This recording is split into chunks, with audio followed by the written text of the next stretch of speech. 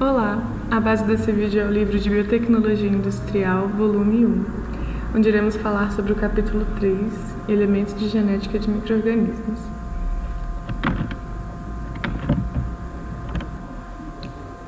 A genética é uma das mais recentes áreas das ciências biológicas. De forma geral, pode ser definida como o estudo da transmissão de características de ascendentes para descendentes. Características chamadas de hereditárias são transmitidas de modo ordenado em todos os seres vivos.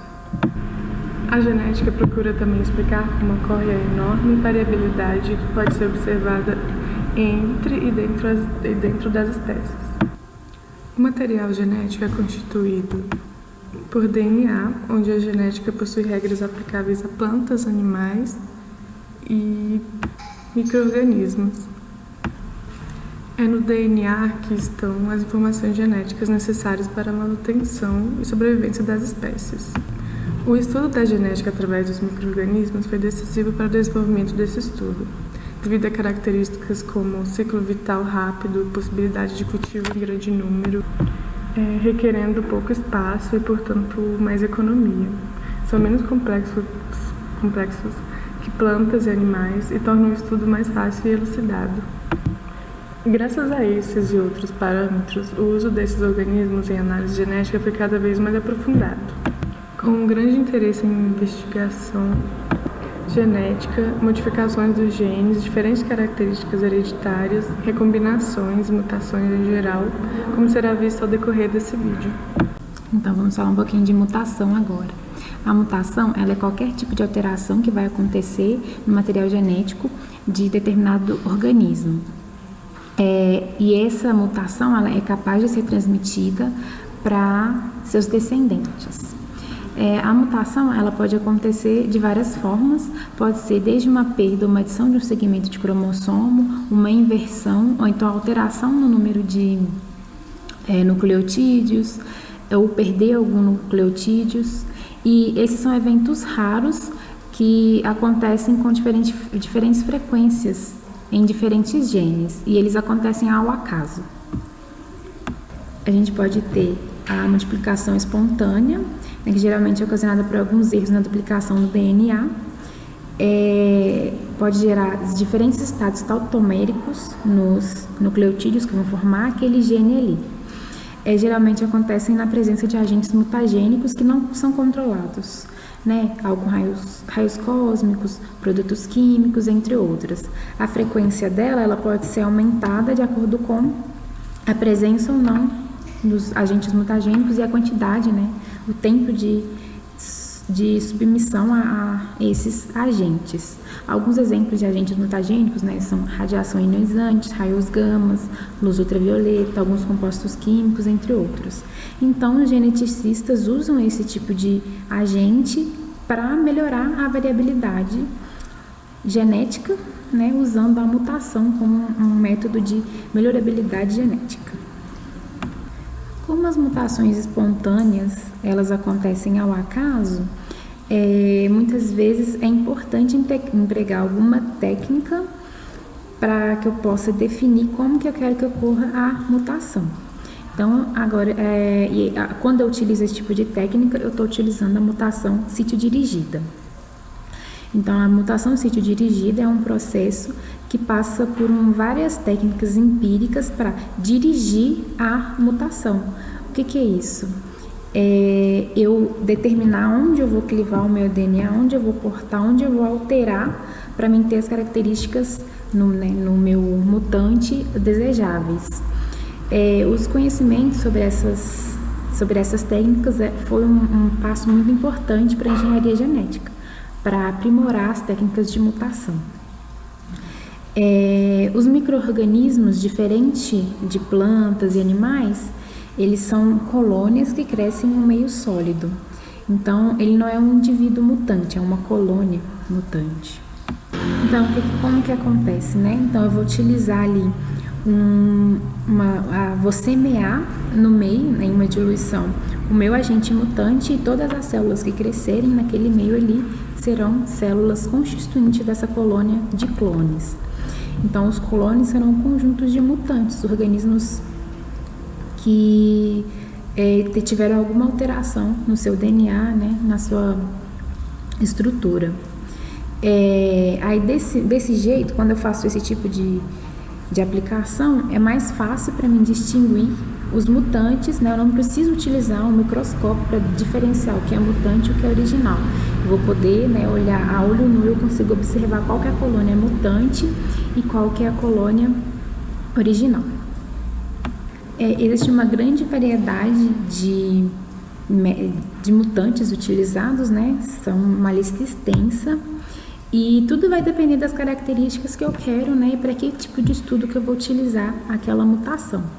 Então, mas existem algumas técnicas, alguns princípios que são empregados com maior frequência, alguns tipos de mutações genéticas que eu vou utilizar com maior frequência. Então, vários micro-organismos podem crescer em alguns meios definidos, seriam esses meios sólidos constituídos de alguns nutrientes, né? Carbono, vitaminas, aminoácidos, entre outros. Então, a gente tem dois tipos de meios. Os meios completos, que é os que contêm todos esses nutrientes, né? Carbono, vitaminas, nitrogênio, aminoácidos, entre outros. E existem aqueles meios que contêm apenas um tipo de componente. Por exemplo, um que só tenha fontes de carbono ou só tenha fontes de vitaminas. Então, uma linhagem que cresce em um meio completo, ele pode desenvolver um mutante que cresça em um meio que apresente apenas um composto. Por exemplo, um micro-organismo que cresce em um meio completo vai desenvolver um mutante que só vai crescer em meio que não é capaz de crescer em um meio que só tenha carbono. Isso seria um organismo auxotrófico. O que isso quer dizer? Ele é incapaz de crescer em um meio que não seja completo. Por exemplo, ele não é capaz de crescer onde o único meio seja o nitrogênio, a única fonte de minerais, né, seja um composto único. E um mutante auxotrófico, ele tem uma nomenclatura específica para cada uma. Por exemplo, um micro-organismo que ele é incapaz de sintetizar riboflavina, então RIB. E a letra maiúscula que vai determinar qual que é o gene dele, se é um gene A, se é um gene B. E se vários mutantes forem conhecidos por não serem capazes de sintetizar esse tipo de composto, ainda vem um número acompanhando, né, essa sequência. Outro exemplo de mutantes são aqueles que não utilizam certas fontes de carbono ou de nitrogênio. Eles são semelhantes aos auxotróficos, só que nesse caso eles não vão crescer em um meio mínimo que só existam determinada fonte de carbono ou de nitrogênio. Por exemplo, um micro-organismo que ele não consegue utilizar só a lactose como única fonte de carbono, então ele vai ser um micro-organismo lactose negativo. Um ambiente mínimo composto por lactose não vai ser possível o seu crescimento ali. Esse tipo de mutação, esses tipo de mutantes, são bastante utilizados na genética microbiana. Nós temos os mutantes que são resistentes a agentes inibidores, que são aqueles que são capazes de crescer em um meio que contenha um agente onde a colônia original seria sensível. Seria um agente que inibe a colônia original, então esse micro-organismo é capaz de crescer mesmo contendo aquele composto ali. Nós temos também os mutantes morfológicos, que são aqueles que mudam suas características físicas, né? Mutam pela coloração da colônia, o tamanho, a forma. Então, também existem mutantes que são especializados para produzir substâncias liberadas pelas células. Alguns micro-organismos liberam umas substâncias que são utilizadas tanto na indústria de alimentos, né, na farmacêutica, de cosméticos. Então, eu isolar um micro-organismo que tem a capacidade de produzir uma maior quantidade de determinada substância seria interessante para o programa de melhoramento genético. Então, vou ter uma produção maior. Por exemplo, a penicilina, que é produzida por um micro-organismo, eu posso produzir um mutante que tem uma maior capacidade de produzir a penicilina, então eu vou aumentar a obtenção deste composto. Também pode ser utilizado no sentido contrário, né, para mim diminuir a produção de determinado composto que é indesejável. Outro exemplo são os mutantes para virulência e patogenicidade. Alguns micro-organismos são capazes de causar doenças, então esse tipo de mutação ele vai buscar os micro-organismos que são incapazes de causar a doença ou que têm a sua eficiência reduzida. Isso é muito interessante no controle de pragas, de insetos, entre outros. Como a gente pode buscar agentes que sejam resistentes aos inibidores, a gente pode fazer o contrário também, tornar o micro-organismo mais sensível ao seu inibidor. Por exemplo, alguma substância que não iniba a colônia vai inibir o micro-organismo mutante, ou então a temperatura ele vai ser mais sensível às temperaturas menores. Então, a lista de mutações ela é muito grande, a gente tem vários tipos de mutações, então, além dessas citadas, a gente pode citar alterações tanto no meio de locomoção, mudanças no comportamento, entre outras formas. Então, a lista é muito grande e essas são as que são mais aplicadas dentro da engenharia genética. Para trabalhar com micro-organismos mutantes, a gente precisa desenvolver algumas técnicas de isolamento que sejam eficientes. Então, é muito importante investir nisso para conhecer tanto o micro-organismo quanto a utilizar o melhor método para separá-lo da colônia. É importante saber também que a mutação ela vai acontecer ao acaso, mas a gente precisa aplicar, para a gente poder utilizar a engenharia genética, a gente precisa utilizar mutações sítio-dirigidas para que as características finais do nosso mutante sejam desejáveis. Considerando então o grande número de mutantes ocorrentes na natureza e as possibilidades de combinação desses vários tipos de mutantes, deu-se origem ao conceito chamado de recombinação de micro-organismos. Essa recombinação permite o desenvolvimento de linhagens específicas com múltiplos interesses, focados principalmente no desenvolvimento de linhagens com maior resistência a variações ambientais. Os mecanismos de recombinação, eles podem ser descritos por bactérias, podem ser descritos para bactérias, para fungos, para protozoários, para algas e para vírus. São vários os processos de recombinação envolvidos nesses micro-organismos. Tem os processos de transformação, de transdução, de transposição e de conjugação. A recombinação em bactérias, ela pode acontecer por 4 maneiras. Como já foi dito, pode acontecer por conjugação, por transformação, por transdução e por transposição. O primeiro estudo de conjugação em bactérias foi realizado com E. coli, e os resultados levaram à conclusão de que existiam células doadoras, também conhecidas como masculina ou F+, e células receptoras, também chamadas de feminina ou de F-. Verificou-se também que as células doadoras, elas também tinham um elemento que foi denominado como plasmídio F. Esse plasmídio F permitia a duplicação autônoma da célula, além de possibilitar também a doação desse plasmídio para outras células receptoras, fazendo com que a célula receptora se transformasse em célula doadora. Aqui podemos ver como ocorre a conjugação. Então, primeiro é necessário que tenha um contato das duas células, tanto a célula masculina, que é a célula F+, e a célula feminina F-, que é a célula doadora e receptora. Após esse contato, o pilo sexual ele vai estabelecer a conexão dessas duas células para que se ocorra a transmissão e incorporação do DNA da célula doadora na célula receptora, com posterior incorporação desse plasmídio F para outra célula, originando assim em duas células F+, ou seja, 2 células doadoras.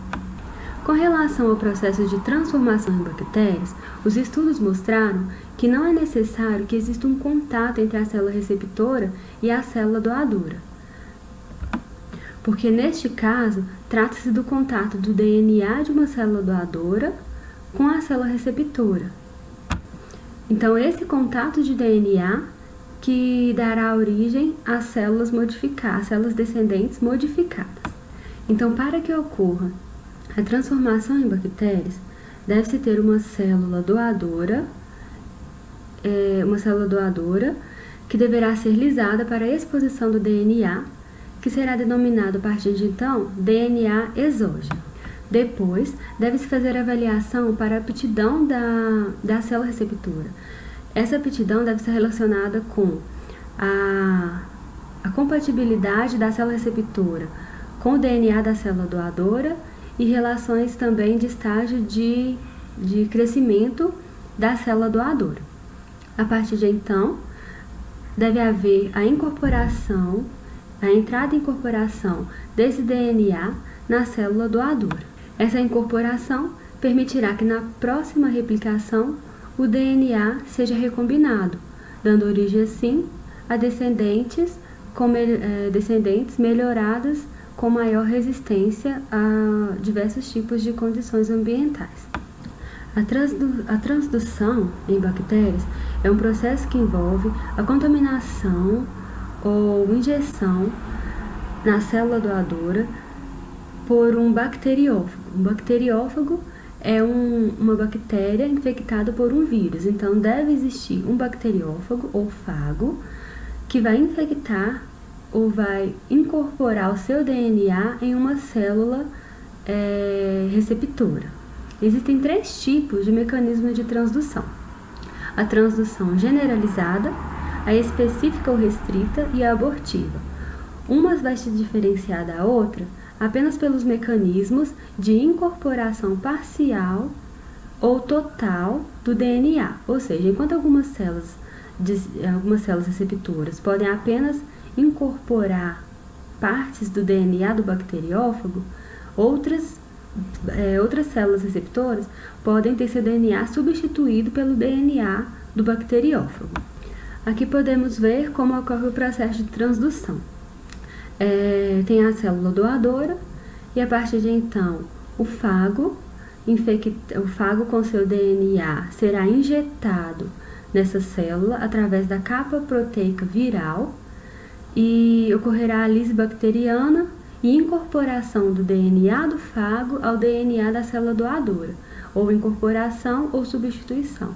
A partir daí, o DNA se duplicará com a célula descendente já alterada geneticamente. A transposição é uma manipulação prioritariamente genética, ou seja, todas as outras ditas anteriormente, elas são manipuladas, mas elas podem ocorrer de forma natural. Já a transposição não, a transposição ela é prioritariamente conduzida em laboratório. Ela consiste da troca de DNA entre células, considerando que existem segmentos ou ISs que contêm pares de nucleotídeos que vão codificar proteínas que vão propiciar essa transposição desse material genético. A figura mostra uma possível incorporação de um segmento de DNA de uma célula a um outro. O IS também pode ser considerado um elemento transponível ou transponson. Ele vai ser reincorporado. Para que ocorra esse mecanismo, deve-se haver a duplicação desse material transponível e a cópia que vai ser incorporada no DNA de uma outra célula, que pode ser considerada uma célula receptora. Então, deve haver a duplicação desse elemento transponível para que ocorra a incorporação da sua cópia, dando origem a linhagens mais existentes do que as outras anteriores. A importância de se estudar esses processos reside na importância industrial e biotecnológica que esses processos permitem, porque esses processos são importantes para o estabelecimento de mapas genéticos, para a construção de mapas genéticos, mapeamento de genes em diversos cromossomos, estudos de dominância e recessividade, manipulação de micro-organismos, tanto para melhoramento genético de espécies de interesse na agricultura, também na produção de antibióticos e vários melhoramentos genéticos. O estudo da recombinação em fungos, ele é importante devido ao seu interesse na produção de ácidos orgânicos, enzimas e produção de antibióticos. Então, o melhoramento desses fungos, ele vai beneficiar áreas de interesse biotecnológicos. Então, a recombinação, ela pode ser feita por sistemas alternativos de sexo, por tecnologia de DNA recombinante e por fusão de protoplastos ou ainda por transformação do DNA desses fungos. Os fungos, eles podem ter diferentes ciclos de reprodução. Os que falaremos aqui são o ciclo sexual e o ciclo parassexual. Os dois ciclos, eles visam a formação de células haploides, que são as células de descendentes modificados. Então, primeiro, a sexual, ela tem que envolver o contato de células heterotálicas e células homotálicas, para que ocorra a formação, né, tem que ocorrer o cruzamento dessas células para que haja a formação de células haploides. Já o ciclo parassexual, ele tem sua recombinação baseada na germinação dos conídeos. Então, os conídeos vão dar origem à célula haploide. A fusão dos protoplastos visa o favorecimento da heterocariose. Para isso, é necessário que haja inexistência ou parcial inexistência da membrana celular. Então, deve-se promover a lise dessa membrana através de tratamento enzimático para adição de agentes que vão possibilitar a incorporação desse DNA de fungos ao DNA das células que serão recombinadas. Então, faça a eletroporação faça a eletrofusão através de uso de agentes fusogênicos que vai permitir a fusão desses protoplastos de uma célula a outra. Já a transformação em fungos, ela está baseada principalmente na extração do DNA de um outro fungo, que será conhecido como DNA exógeno, e depois haverá um processo para a incorporação desse DNA ou do plasmídio na célula para a produção de outro micro-organismo transformado. Então, deve-se haver a preparação das células receptoras, porque a partir daí haverá a incorporação do DNA para recombinação e formação de uma célula descendente melhorada. Outros micro-organismos que também podem sofrer recombinação, que também podem passar por processo de recombinação, são os vírus, as algas e os protozoários. Em maior ou menor grau, contribuem para melhoramento dos estudos, seja com diferenciação celular, genética do comportamento, melhora da resistência ambiental a algumas espécies e mutantes que serão incorporadas a outras células que aumentarão a resistência a variações ambientais. Então, os vírus são de interesse porque os vírus formam os bacteriófagos, né, ou os fagos, que serão utilizados em áreas de saúde e de controle biológico. Já os protozoários, eles sofrem o processo de recombinação por autogamia, que para que ocorra é necessário o contato entre duas células com diferentes reações sexuais. Já as algas, elas têm seu processo de recombinação baseadas no processo de singamia, que vão produzir um zigoto haploide e um zigoto diploide, que resultarão em células haploides conjugadas, daí dando origem aos descendentes modificados. Herança extracromossômica em micro-organismos. Nesse caso, bactérias e fungos têm maior importância. Os plasmídios bacterianos, eles têm capacidade de se dividir independentemente do cromossomo bacteriano e são constituídos por DNA. Carregam genes que conferem diferentes características aos seus hospedeiros. Essas características não estão ligadas aos cromossomos bacterianos, a não ser quando o plasmídio se incorpora ao mesmo. E o plasmídio no estado autônomo, que são chamados epissomos, e esses estados são reversíveis. O plasmídio R, ele tem resistência a diversos tipos de inibidores, antibiótico e quimioterápicos. É um mecanismo de resistência. Os genes localizados nos plasmídios carregam informações para a produção de enzima que inativa o antibiótico, não permitindo a entrada na célula. Os plasmídios colicinogênicos, eles foram descritos pela primeira vez em E. coli. São substâncias de curto espectro que conseguem manter linhagens de bactérias da mesma espécie ou de espécies muito relacionadas. Os plasmídios de estafilococcus, eles são ricos em plasmídio produtor de penicilase, a enzima que inativa a penicilina, e várias cópias podem existir em uma mesma célula. Herança extracromossômica em fungos. O reino dos fungos é rico em exemplos de herança extracromossômica por se tratarem de micro-organismos eucarióticos dotados de um nucleotípico. As colônias POC possuem crescimento reduzido quando comparado com a linhagem selvagem ou normal.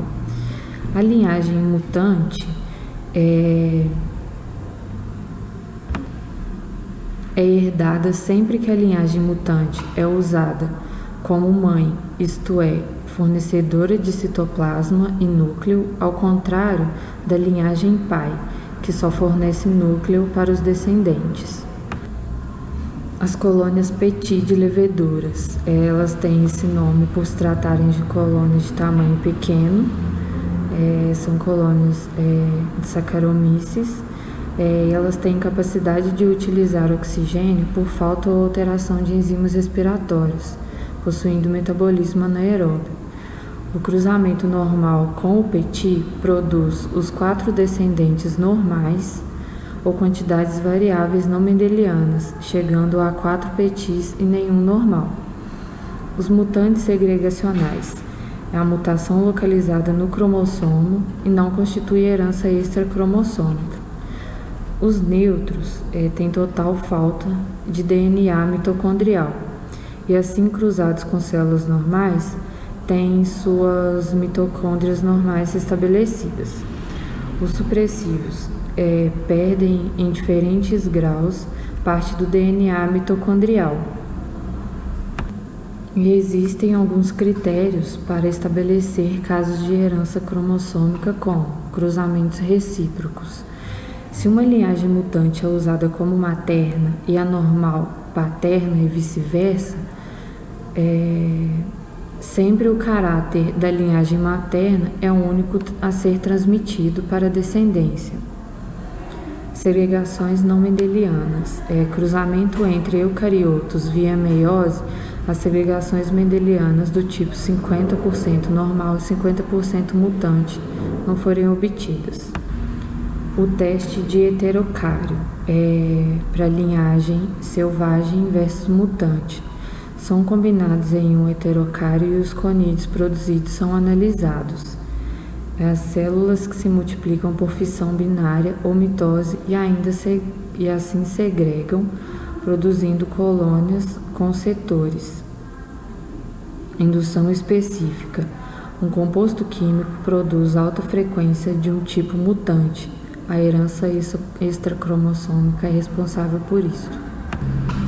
e também modificações visíveis em organelas do citoplasma ao microscópio eletrônico. Podem ser caracterizada a modificação extracromossômica e também ser relacionada com organelas citoplasmáticas como mitocôndrios e cloroplastos. Então, podemos ver que, embora tendo introdução até recente, a genética microbiana já forneceu mais dados para uma maior compreensão da ciência de hereditariedade e biologia molecular do que a contribuição fornecida por todos os outros seres vivos. Então, isso devido à facilidade de obtenção dos mais diversos mutantes e à descoberta dos diferentes sistemas de recombinação em fungos, bactérias, algas, protozoários e vírus. Outro fator importante também da genética microbiana é que ela ganhou relevante importância após o desenvolvimento das técnicas de engenharia genética. E ainda, a introdução cada vez mais frequente de espécies microbianas nos processos biotecnológicos torna fundamental o estudo da genética microbiana, para que os programas de melhoramento genético sejam cada vez mais eficazes.